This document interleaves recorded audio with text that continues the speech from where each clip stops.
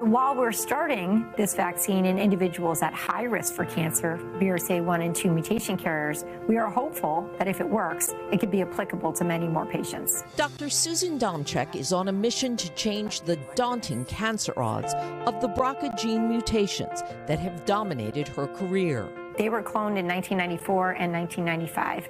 I graduated from medical school in 1995, so I have been able to see the evolution of the science related to these genes. Now she and a team of researchers at the University of Pennsylvania's Vassar Cancer Interception Institute are working on what they think could be the next big step, a vaccine to stop the cancers caused by the mutations.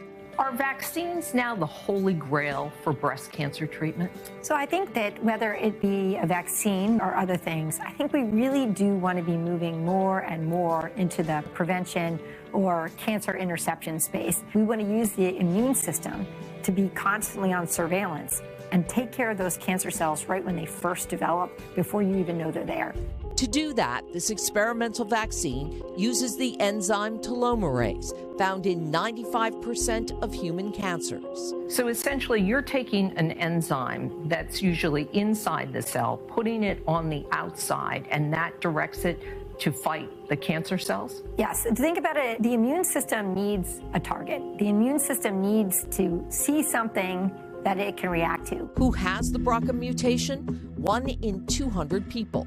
If you are of Ashkenazi Jewish descent, it's 1 in 40. If you have ovarian cancer, 1 in 4.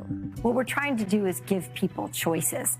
And obviously, the more effective the vaccine is, the more willing people will be to not undergo surgical prevention. So it's our job to make the best vaccine we can and to give the best options that we can. What are their options today? The options that we have for BRCA1 and 2 mutation carriers are aggressive cancer screening, which does work pretty well for breast cancer, including breast MRI, preventative removal of the breasts, and preventative removal of the ovaries. Alana Shaked heard that advice 11 years ago after she was diagnosed with stage 2 breast cancer.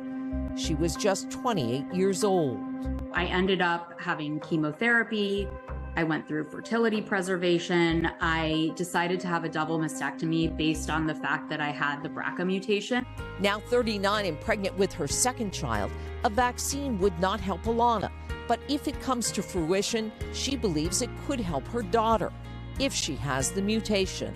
Just the thought that she wouldn't have to go through what I went through is really, really crucial. If everything went according to plan, what could be the timeline from where your vaccine is now to where it could be available to the public? I would always love to say, it's a year or two, but, realistically, 7 to 10 years. But still, there is a real timeline in sight.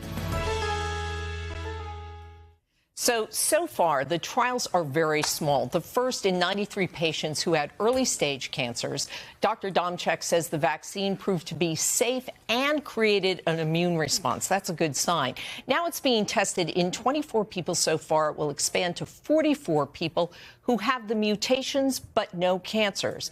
And they got 4 shots over a period of a month.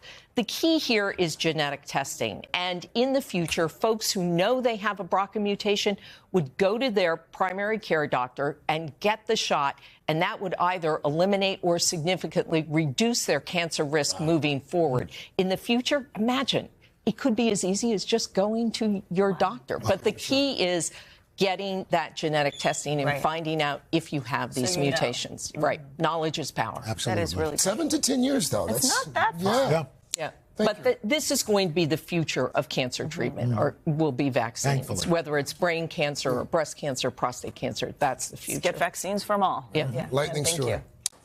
Hey, thanks for watching. Don't miss the Today Show every weekday at 11 a.m. Eastern, 8 Pacific on our streaming channel, Today All Day.